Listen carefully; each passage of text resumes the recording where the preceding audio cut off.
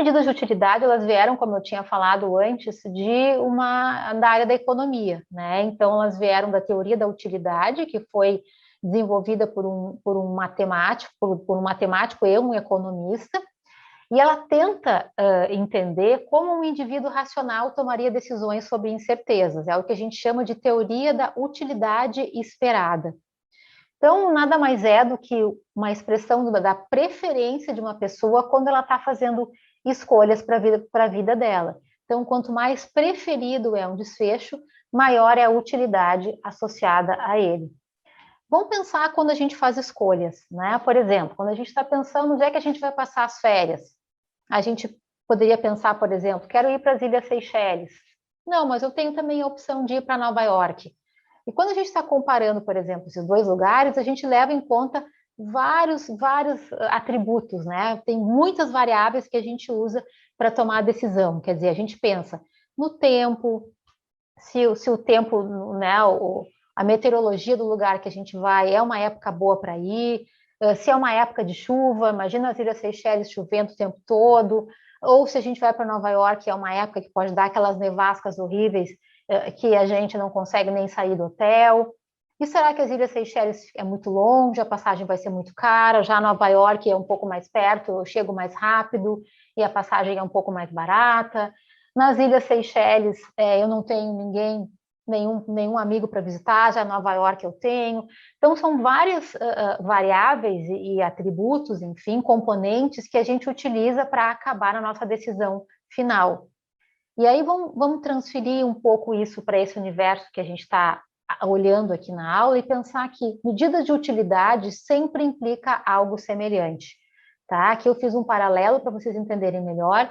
Então, essas medidas, elas tentam capturar uma preferência, né? Uma escolha que as pessoas fazem porque elas acham que uma coisa é melhor que a outra.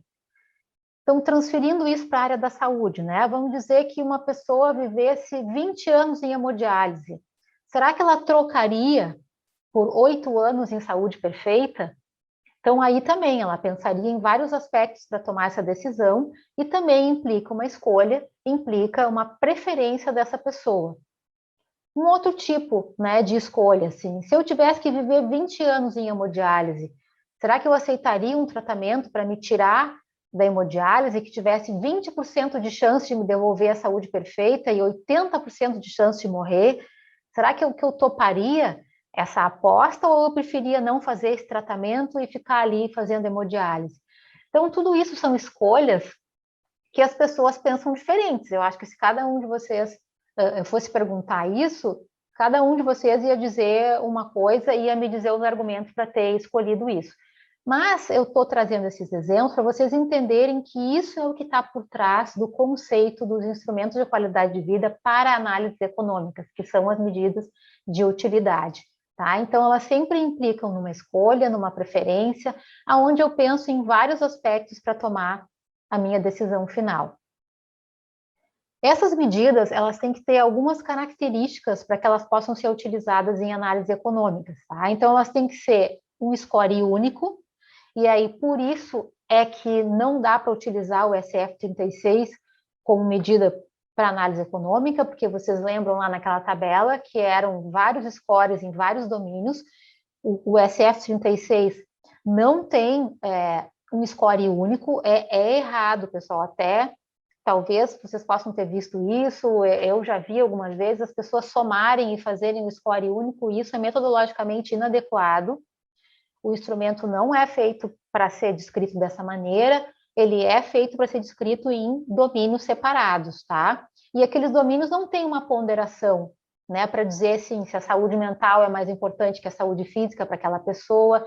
Isso não tem no construto, no conceito desses instrumentos, tá? Já esses de utilidade, que são usados em análise econômica, eles já são, então, baseados em preferência, tá? Então, eles já têm no seu conceito essa ideia de que a pessoa é que vai dizer qual é o estado de saúde que ela prefere estar, tá?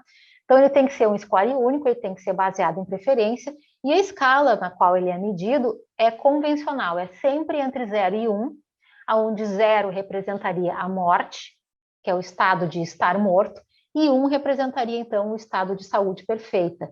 E ela tem que ter propriedade intervalar, ou seja, uma mudança na saúde de 0,2 para 0,3 é a mesma coisa do que uma mudança de 0,8 para 0,9. Então, conceitos fundamentais assim dessas medidas é que elas expressam preferência, que é esse nível de satisfação, de desejo, e às vezes de angústia que a gente fica quando está tendo que tomar alguma decisão. E a utilidade é a medida quantitativa dessa preferência, tá? Então, a utilidade, na verdade, é o número, né? É a expressão numérica dessa preferência, que é sempre medido nessa escala entre 0 e 1. Então, tem uma representação gráfica aqui de como que se forma, então, o quali. Então, o quali é a medida que é gerada para a gente usar na análise econômica, onde a gente utiliza, então, o resultado dessas medidas de utilidade. Então, o quali é esse ajuste, onde a gente traz o componente de qualidade de vida para agregar a sobrevida. Então, olhando esse gráfico aqui, vocês imaginam que aqui no eixo Y, a gente tem, então, a medida de utilidade entre 0 e 1, e aqui a duração da vida dessa pessoa. Então, vocês imaginem que à medida que a vida dela vai andando, ela tem períodos onde ela está muito bem, daqui a pouco ela não fica tão bem, daqui a pouco ela ficou doente, daqui a pouco recupera, aí aqui perdeu saúde de novo, recuperou um pouco, e assim vai. Em diferentes momentos da vida de uma pessoa, a gente tem diferentes doenças e diferentes estados de saúde. Então, aqui a gente consegue medir através desses instrumentos de qualidade de vida.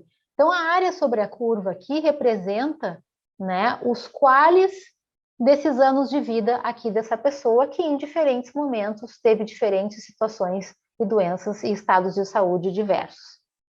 Então, o quali é a unidade de desfecho que se utiliza, então, nas análises de custo-utilidade.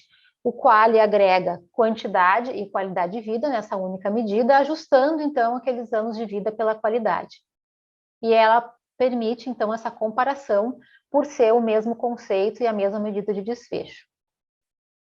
Então, o quali ele vem sendo preconizado como como a medida para utilizar nas análises econômicas para gerar, então, uma tabela, né, onde todas as tecnologias poderiam ser elencadas e o gestor, então, tomar a decisão de quais tecnologias são mais adequadas para os seus sistemas de saúde. Então, aqui é só um exemplo de diferentes países que já adotaram esse limiar de disposição a pagar em quali, né? Então, o Reino Unido tem hoje de 20 a 30 mil libras por quali, a Holanda adotou o limiar de 80 mil euros por quali, e a Nova Zelândia 20 mil dólares neozelandeses por quali.